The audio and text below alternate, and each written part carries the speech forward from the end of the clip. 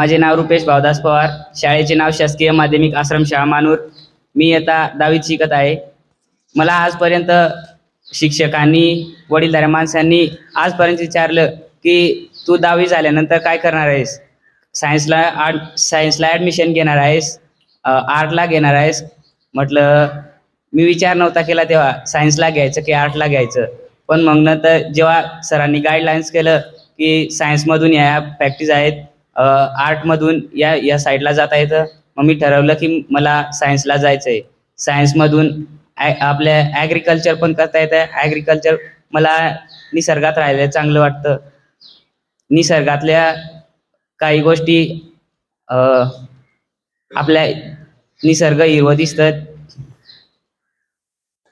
आणि जे मला आतापर्यंत शिक्षकांनी सांगितलं, इथले शिक्षक खरंच चांगले आहेत।